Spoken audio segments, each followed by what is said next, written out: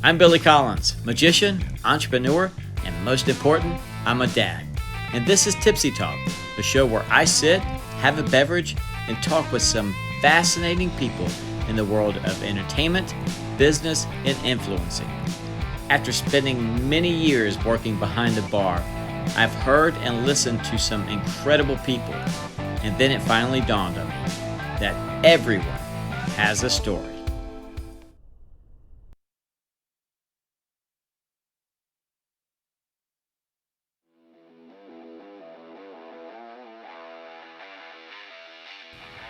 My next guest is Bryan Sanders, magician, comedian, and certified badass when it comes to cards. I've known Bryan for over 12 years now, and the one thing that I know to be true is that he is extremely passionate about his art. That, along with his wit, charm, and enthusiasm that he brings to the stage, makes him a perfect guest for my show, Tipsy Talk.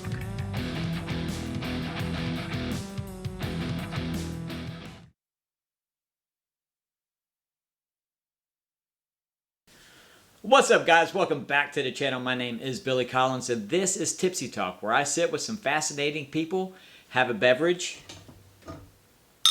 and we talk.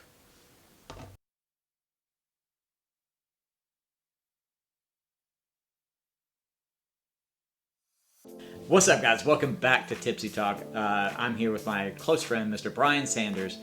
Bryan Sanders is a magician, comedian, and he's just a workhorse. So, Bryan, welcome to the channel. Thanks for having me. Glad to be here. Thank you for doing this. Absolutely. I appreciate it. And let's cheers. Absolutely. Gotta love that Morehead City Kool-Aid. Gotta love it. Bryan, tell the audience a little bit about yourself. Well, I've known you for a long time. I know a lot about you, but they don't. So go ahead and tell a little about yourself. Well, I am 27 years old. I started doing magic when I was Wee little baby. 14, 15. I think I was getting ready to turn 15 at the time. And got into magic, and then it kind of snowballed out of control. And then a few months later met you and learned about your history with magic. And then, shoot, our friendship's pretty much grown from there. Yeah. I mean, we're going on over 12 years now. Yeah. So, long time. Hi, Bryan. You said you've been doing magic for now, close to 13 years, a little bit, maybe even over 13 years. How would you describe your magic? Well, it's definitely evolved over the years because, first starting out, I'll never forget when I first saw a magic trick that I was, the way magic works is, to learn secrets, you have to buy the tricks, of course. So I remember, that first feeling of buying a magic trick that I knew I was going to learn, and then it just sparked something inside me. And starting out doing birthday shows, and didn't really have my niche yet, didn't know my style. And then we actually did a show, you and I together, along with another fellow magician named Terry Morris. We did a show at the used to be called Crystal Coast Jamboree. Now it's called the Current Community Theater? Something like that. Yeah, that's what it's called. We don't know what it's called anymore. Don't know what it's called anymore. But we have history. We do have history. But we started doing a show there together, and that's basically where I developed my style on stage. And I basically learned, at the time, both you and I, we were doing big illusions, Oh, do I remember? Box pushing is what we call Shoving it. girls in boxes, making animals appear. I think you made a snake appear one time. I did. That was creepy. I hated it. I wouldn't go near it backstage. But I basically started thinking to myself, putting myself in the audience's perspective, and I basically feel like when you see a magician push a box on stage and does an incredible trick with it, not hating on it at all, but I feel like, when they see the magic happen, they think, that was impressive, but that's a funky looking box. I've never seen anything like that before in my life. So then, with that mindset, like I said, this is just my opinion, I decided to go a different route and decided to start doing magic that was basically using everyday objects, whether it was money, a deck of cards, which I love card tricks, or borrowed jewelry, or just bringing up two individuals and making some magic. Special Doing something special for them. I like to try to make it more about, the audience rather than, about you. look what I can do. Yes, right. Exactly. Make it more about the audience instead of more about you. Yes, and then with after performing for a while, I guess the my wit just basically started coming out and started doing things kind of off the cuff and started making people laugh. So then I kind of realized I think this is my niche in magic and my style. Cool. I'm glad you said that, because I think sometimes as a magician, I know I've done it, other magicians have done it, we take the audience perspective out of it. Yes. And we concentrate on ourselves. And I think that is a discredit to the audience, because they're the ones that are booking you or wanting you to perform. Yeah, absolutely. So that's a great way to look at it. It's not only in magic either. It's in. So if you're a new magician, that's a great way to look at things. Yes. Sorry, it's not only for magic. It can be if you're into comedy, if you're into music, if you're into any type of form of entertainment, really. I feel like it kind of plays the same way. Very good. All right, Bryan. So you do magic, and I'm sure you inspire other people. Actually, I know you do, because I've seen other magicians come up to you, or kids that come up to you and say, I want to do what you do. But who do you look to? Who inspires Bryan Sanders? Oh, well, honestly, a lot of magician friends that I talk to, you, for instance, you inspire me to come up with new ideas. For instance, I'll come up with something or have an idea of, not even necessarily a trick, but a premise. A premise, thank you for putting it into the show. And then I'll, kind of try to get your feedback, and then I'll bounce off your ideas. But honestly, like from, people that I don't know, especially like celebrities, of course I love, David Copperfield. He's the king.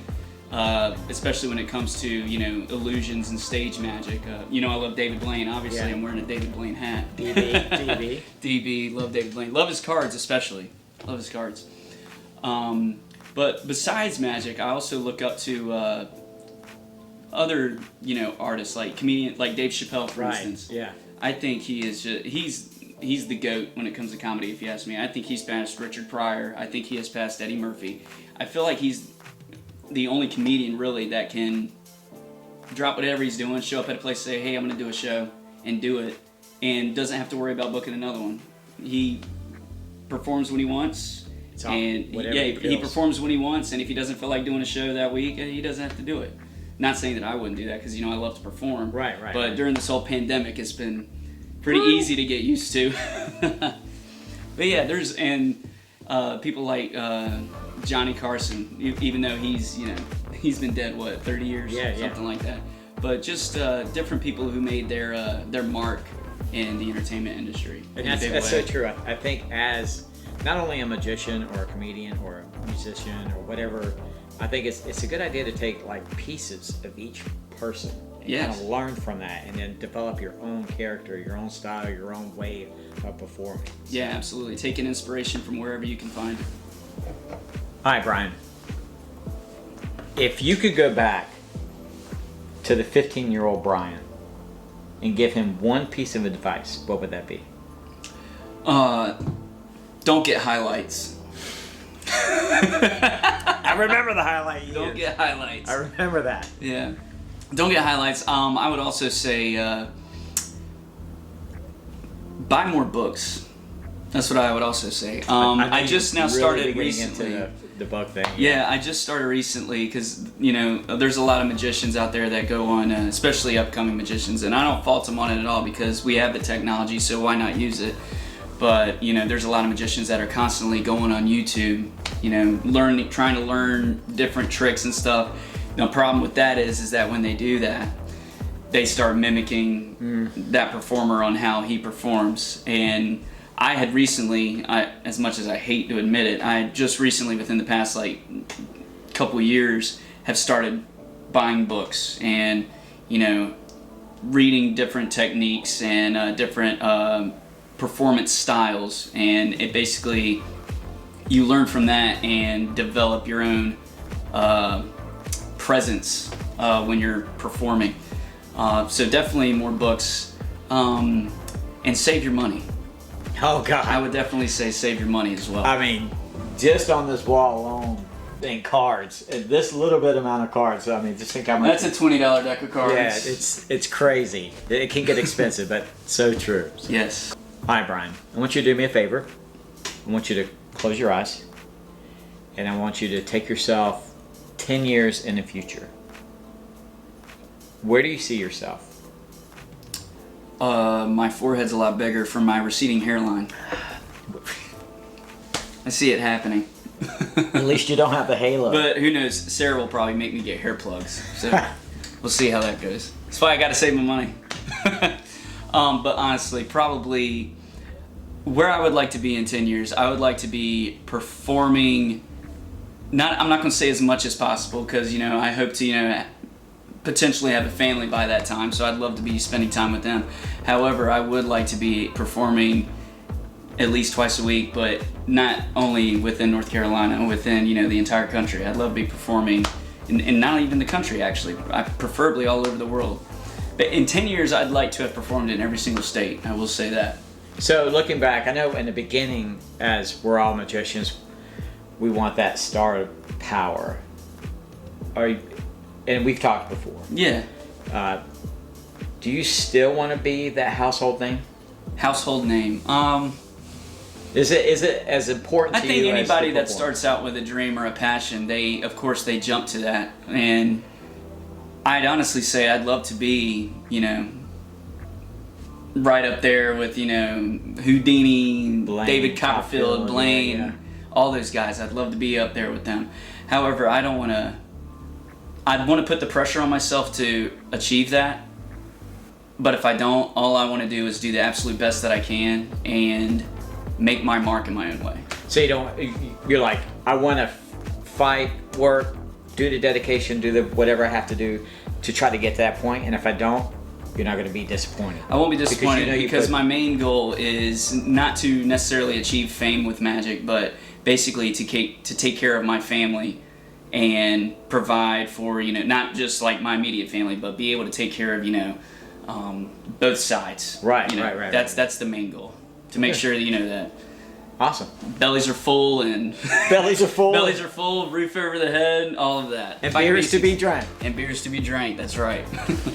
All right, Bryan. So over the years, I've seen all the dedication, all the work that you put into your magic. I mean, you are a true workhorse when it comes to magic. I mean, I've seen you take a simple card trick and spend hours upon hours upon hours until you get that 100%.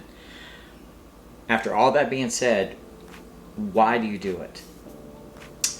So I would say that I do definitely work hard when it comes to the magic side. Like when it comes to doing a trick, I would say that I, obviously, I invest all my time into it and try to get it down pat, basically, to where I can do it without even thinking about it.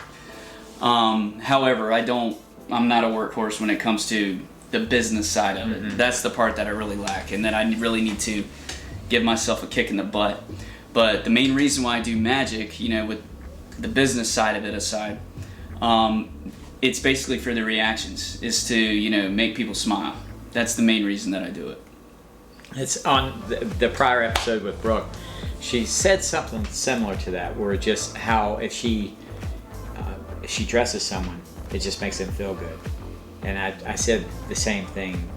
As a magician, that reaction that you get from people just suspending their life or suspending the troubles to believe in something that something possibly could be true. We know it's not, but possibly could be true. It's such a great feeling. Oh yeah, absolutely. I mean, you leave them with a moment that they'll never forget. Yeah. That's the main reason why I love it and why I do it. And I'm sure that's the same reason why you do it. It's, I'm not getting rich from it. So, that's for me, I like that feeling. Yeah. All right, Bryan, last question. What is the craziest thing that you've done while being tipsy? Oh, that is easy. So I was on vacation with my girlfriend at the time and her parents, and her and I had been at a cafe, and I had been doing in Italy, in Rome, Italy actually, and I'd been doing magic for the for the staff, and for people that were kind of hanging around, eating pizza and drinking wine, the Italian way. And as I was doing that, more people started coming into the cafe, and the owner was just ecstatic that he was having so much business. And since he was getting business off of me from doing magic and luring people in, he kept bringing us limoncello. Oh God, limoncello is brutal. And glasses of wine. So I was needless to say, I was pretty tipsy. And we end up driving, we end up getting a cab, and we drive down to meet up with her parents, who were at another restaurant sitting outside drinking wine with this couple that they had just met, this older couple.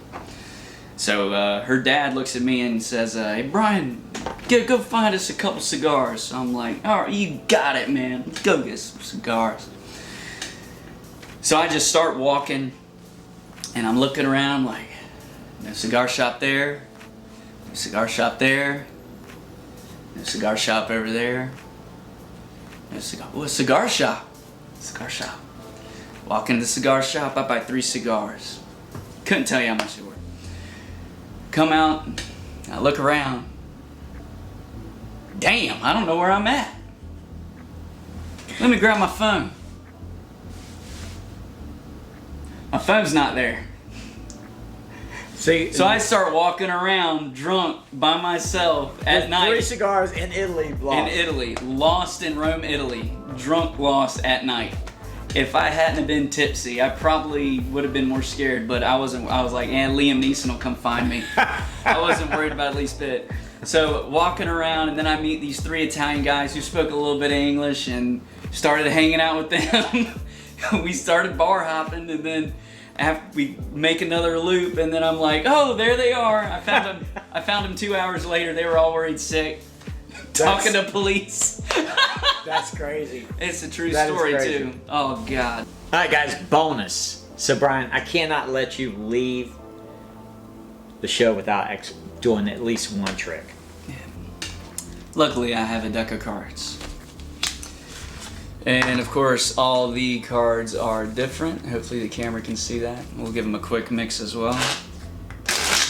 And instead of having you choose one card, I'm gonna have you reach in and take like a poker hand, like a handful of cards, like 5 cards. Gotcha.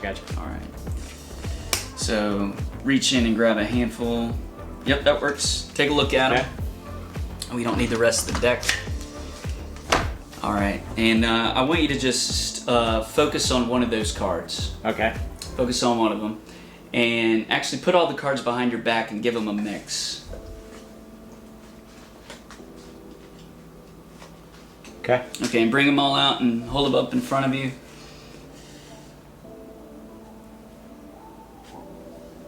I don't think the Jack of Spades, that's not your card. No. That's not your card. You can show the camera, that's not your card, but you can get rid of that one. And the 7 of Clubs, that's not your card. You can get rid of that one. You can show that one to them. And we're down to 2 cards. Your card was, it was a queen, but it was not the Queen of Spades. No, it was not the Queen of Spades. It was not. Your card is the last card in your hand. It's the Queen of Diamonds. Boom! Check it out, folks. Queen of Diamonds. Guys, do me a favor.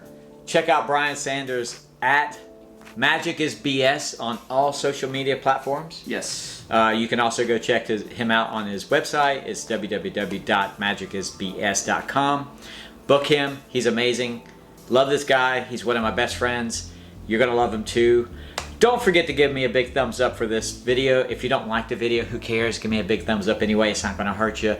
Don't forget to hit the subscribe button, the notification bell for future videos. Guys, we'll see you on the next episode.